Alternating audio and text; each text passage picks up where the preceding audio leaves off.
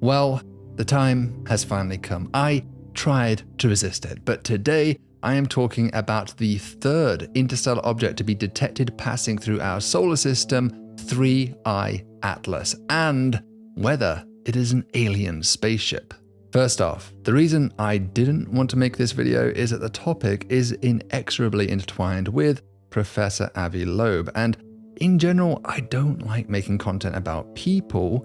I prefer talking about the universe. And yes, I know, logically I shouldn't feel this way because clicks and social media revel in tearing down others. It's all about drama. Character assassination wins views, and YouTube demonstrates that even in scientific discourse. But you know what I'm going to say might not be fashionable, and I think this story and indeed Avi are more complex than a simple good versus bad dichotomy that social media often prefers to deal in. Right off the bat, I want to say that Avi Loeb is a colleague and someone who I have had numerous productive scientific conversations with, someone who has had an enormous impact in the fields of astrophysics and cosmology.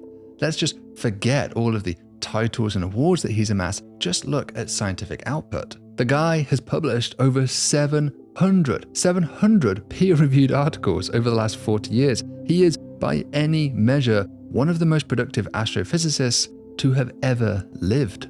And it's not just sheer quantity. He has published numerous seminal works, such as developing models as to how the first quasars formed and the process of reionization in the early universe. One cannot trivially dismiss the man as some kind of loon, and yet, at the same time, what he has been writing about this object 3I Atlas, and indeed other objects before this, has generated widespread condemnation from astronomers. Professor Chris Lintott of Oxford University calls his ideas nonsense on stilts and an insult to the exciting work going on to understand this object. And as I alluded to, this isn't the first time that Loeb has injected aliens to explain anomalies. Dr. Steve Desch has said that Avi's earlier alien claims are conflating the good science we do with ridiculous sensationalism. That is strong language, and I can't count how many colleagues in private conversation have mocked his recent behavior. It's almost become a running gag in the community at this point. But I know that many of you just don't care about what famous astronomer X or Y says about Loeb. What you really care about is whether this idea could be plausible. Could this actually be true? So today, we are going to go through these arguments, but we are not going to use ad hominems, the lowest form of argumentation. We are going to look at the actual substance of what Loeb is saying. Now, I have to say, it is difficult to keep up with the pace of discussion here. Loeb is posting frequently on his blog with new ideas about 3I Atlas, which I'll link to down below. But the crux of his argument is laid out in a scientific preprint that was posted on July the 21st. Now, I have to say, when I first saw this paper, I got the impression that Avi himself didn't take this alien hypothesis too seriously, with the conclusion of that paper stating, and I quote, "We strongly emphasize that this paper is largely a pedagogical exercise. By far, the most likely outcome will be that 3I Atlas is a completely natural interstellar object, probably a comet." But over on Avi's blog, he seems much more assertive.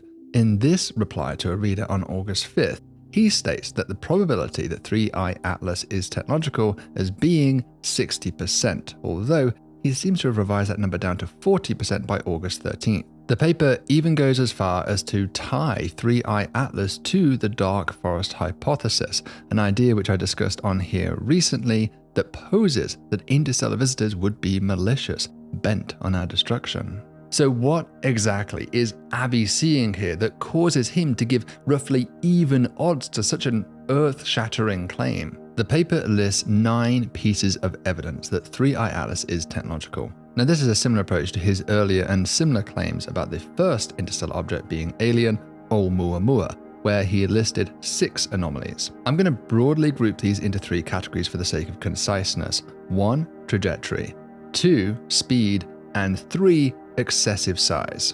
So let's look at its trajectory first. 3I Atlas is passing through the solar system on what we call a hyperbolic orbit.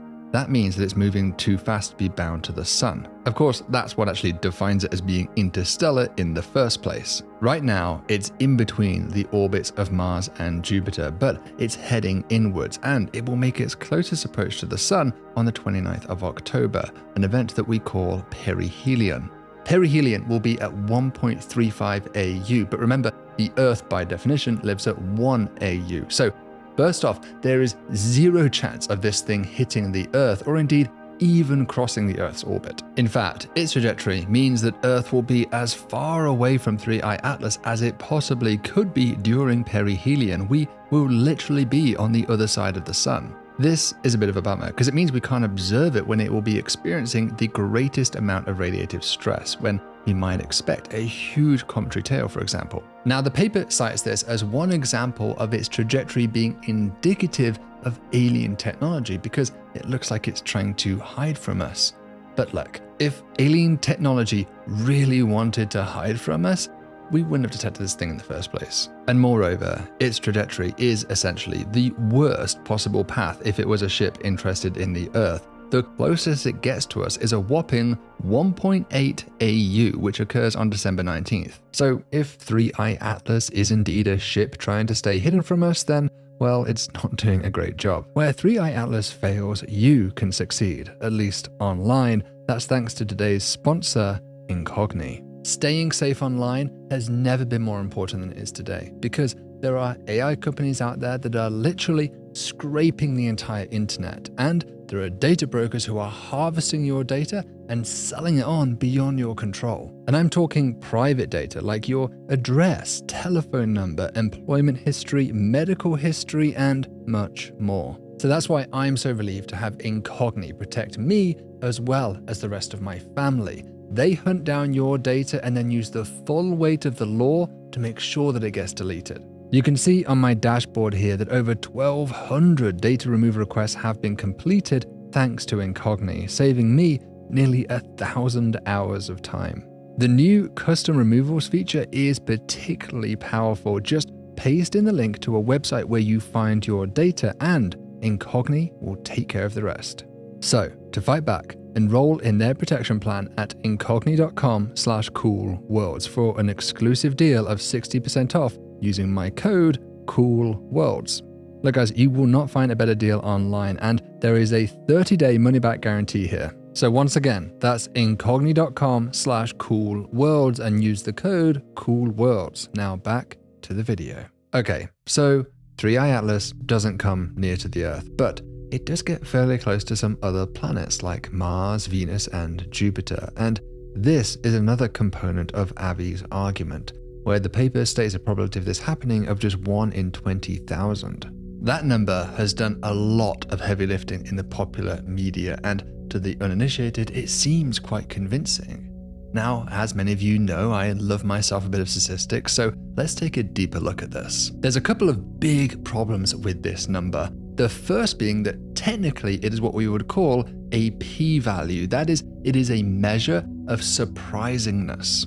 It is the probability of getting a value at least as extreme as the one observed, but critically, only in a world where exclusively the assumed model operates, which here would be random orientations. P-values are deeply problematic when used to make detections, which is to say, to implicitly conduct model selection, because p-values operate in a world where there is no other model, and really there should be another model here, and that model should be alien spacecraft. Despite this, there is a long history of the uninitiated abusing p-values to make spurious scientific claims, known as p-hacking, and it's gotten so bad that p-values are now even banned in several journals. Yet more, the p-value calculated here isn't even correct. It doesn't account for the selection effect of the detection facility in hand, which in this case is Atlas. You see, Atlas does not observe all possible positions equally. The physical location of the telescope network and weather conditions mean that certain regions get more scrutiny than others, and indeed, such surveys typically have a greater focus on the plane of the solar system planets, the ecliptic, and that's because, of course, asteroids and comets are more likely to be found there. All of this needs to be accounted for, but it isn't. My second issue with this number is that it's arbitrary. the p-value for Mars's closest approach is 4%, Jupiter is 2%, and Venus is 5.5%. Multiply those three probabilities together and indeed you get Loeb's very small number. But what if we considered, say, the Earth instead of Venus? Well, if you do that, the calculation would return a p-value of about 50%. In other words, a completely expected outcome. Or maybe we consider, say, Mercury instead. That would give a p-value of 30%. Or say Saturn, that would give 35%. Or to say that the choice of which planets we include greatly affects the outcome. And of course, the more probabilities we multiply together, the smaller the final value, since probabilities are always less than 1. At a certain point, these numbers become meaningless. For example, what is the probability of you waking up earlier than, say, 8 a.m. and then drinking your coffee before 8:15 a.m. and then stubbing your toe before 8:30 a.m., etc., etc.? Anyone can engineer very small probabilities out of very mundane events this way. Okay, so leaving trajectory aside, a related point here is speed.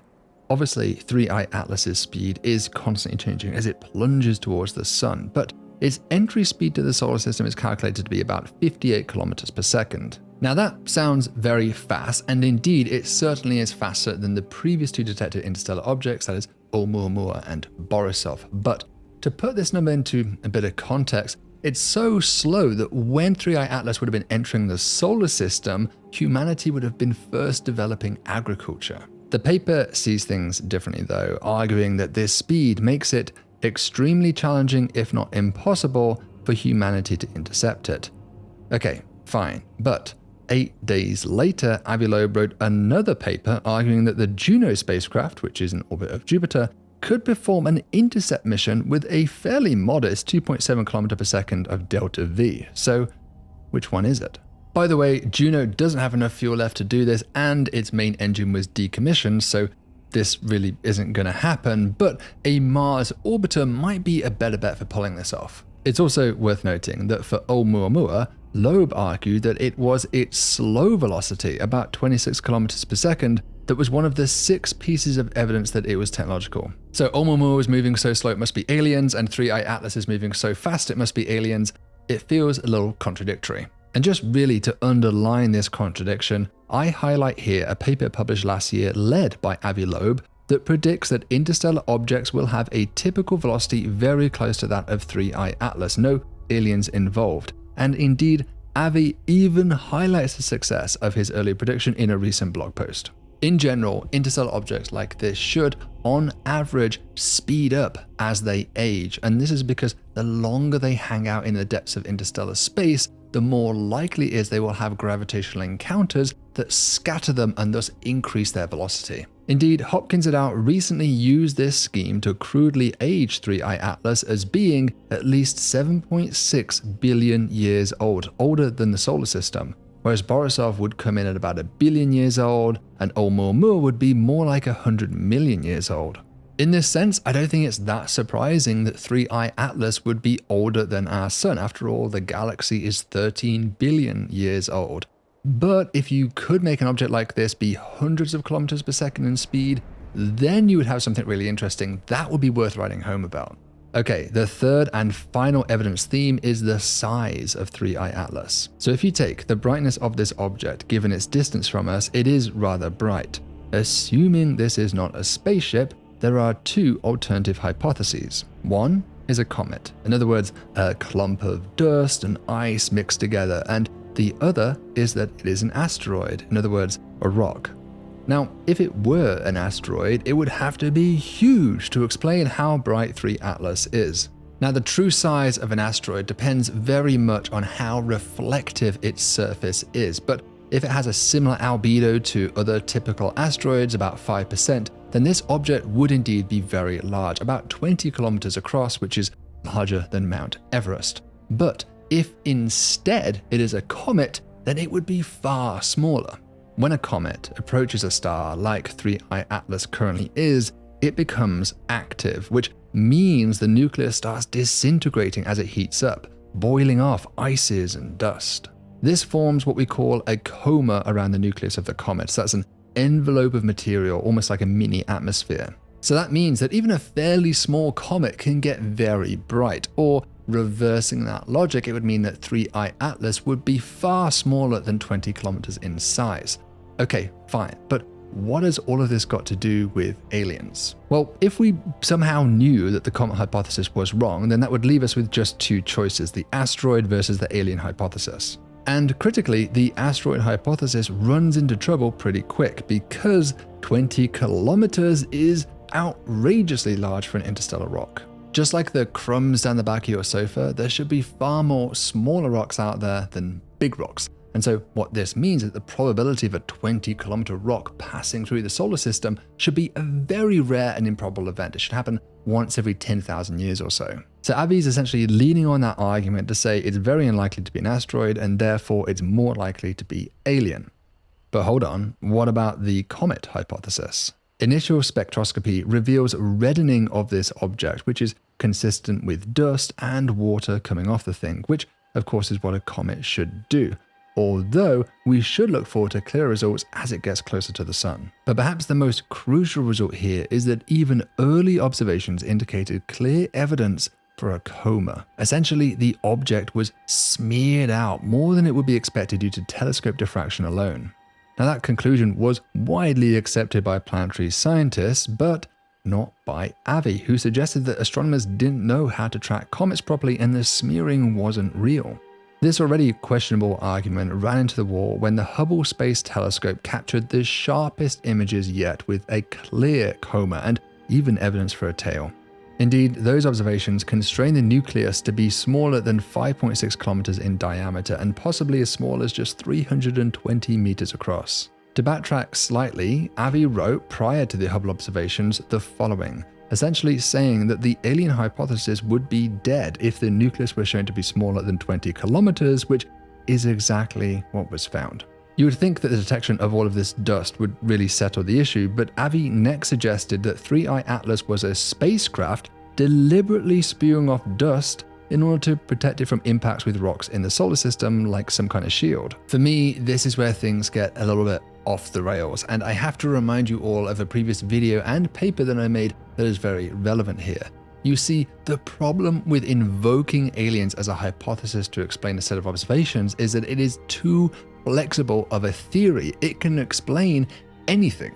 Why did your cup fall off the table? Aliens. What made your curtains move in the night? Aliens. Why are you feeling a little bit unwell today? Aliens. They have what I call unbounded explanatory capability, or UEC. Like Carl Sagan's demon-haunted world, aliens could be everywhere, responsible for everything. And whatever evidence we amass that seemingly defies the predictions of our alien hypothesis, such as 3I Atlas having no coma, the alien hypothesis is infinitely malleable and can always explain that too. Why? Because aliens meant to do that. Whenever we invoke aliens as a band-aid for anomalies, it's God of the gaps. It is a shell of a theory that lacks any predictive soul. Now, despite all of this, there are many genuinely interesting things about 3I Atlas. For example, it shows coma, but the tail is only tentatively detected, and yet more, the coma seems to bulge out from the sun-facing side rather than from the rear. However, it has to be said that anisotropic mass loss like this is in fact quite common in comets, caused by the preferential sublimation of ice on the warmer sun-facing side. Another slight oddity is the lack of any gas emission, which is typically associated with active comets, gases like CN, OH, and C2. However, it's also not that unusual for a comet at this distance from the sun to not present any of those gases at this stage. So a key test will be continuous monitoring of this object as it gets closer and closer, where we really should expect to see some of those gases come off. The James Webb Space Telescope has already observed the object once, and the data should be coming out soon, so that will indeed give us much more insight here. So all in all, I would say that 3I Atlas looks very comet-like right now. As the saying goes, if it looks like a duck and quacks like a duck, it's aliens. I mean a duck. So I encourage you to make up your own mind here, but my personal take is that Avi has just made the wrong call here, and I'm sure he disagrees with that view. It smells musty in here. Like a bureaucrat's office. Why would a man with a long and brilliant service abandon the fundamental principles that he has believed in, even fought for, all of his life? You're a fool, Picard. History will look at you and say, this man was a fool. I'll accept the judgment of history. On the one hand, I want to acknowledge what a formidable scientific career Avi has lived. For example, recently I was studying one of his old papers on the future evolution of the universe, and I found it both inspiring and brilliant. He has always been a gentleman to me, and I know of many young people who have been deeply moved and influenced by his outreach, even entering science as a result of it. One cannot trivially dismiss that. But at the same time, I think often his framing of these arguments does a disservice to his substance. For example, in response to Professor Chris Lintot's criticism, he suggested that this could be an alien Turing test for intelligence that clearly he passes but Lintot fails. To me, this kind of stuff cheapens his arguments, as do the repeated comparisons of his work to that of Galileo, his recent decision to invent a scale named after himself, the Loeb scale, and deflecting criticisms with ad hominem attacks, such as labeling critics as having never written a single paper or being second-rate scientists. I have tried to address all of Avi's claims today in good faith, the substance of them, not his character, not his demeanor, just the science. And I think his rebuttals would gain a lot more traction if they focused in that same arena. Scientists disparaging other scientists, which, to be clear, has happened in both directions here, isn't productive. As you know, you failed to gain tenure at the University of Chicago. You're not highly regarded in the field. I highly advise you to spend more time in your physics department and less time on YouTube. When Eric Weinstein called out Sean Carroll for not getting tenure at Chicago and being a mediocre scientist, whereas Sean just stuck to the content of Weinstein's claims, we all took a collective sigh. Falling back on ad hominem is, in my book, akin to conceding you're wrong. Another point in Loeb's defense, though, is that he is walking an important and very delicate fine line. Groupthink is dangerous, and there are seeds of truth in his writing, because, at least in my estimation, he's right when he says that most astronomers do not take seriously the idea that interstellar objects could be alien technology, and Avi has been publicly ridiculed for suggesting so by his colleagues. But the truth is that whether it be aliens or something else provocative, we have to be willing to challenge conventional wisdom. Science depends on original ideas. And so some scientists will don their wax wings and fly as close to the glare of originality as they dare. And sometimes they will fly too close. Their wings will melt and they'll crash down to earth unceremoniously.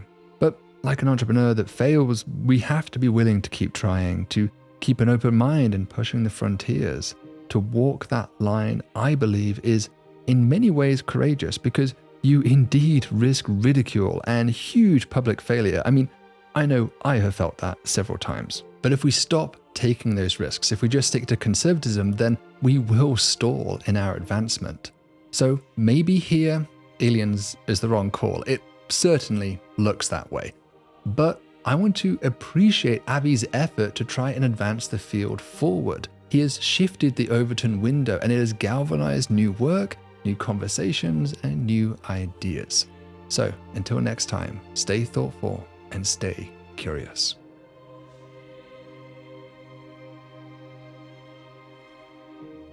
Thank you for making it to the end of this video, everybody. Be sure to hit that like and subscribe button, because if you've made it this far, then you must enjoy our content. And if you really want to help us out, you can become a supporter to my research team, the Cool Words Lab, just like our latest donors, that is Warren Smith and Brad Buich. Thank you so much for your support, guys. So you can use the link up above and down below where you too can become a Cool Worlder and get lots of perks. So until next time, see you around the galaxy.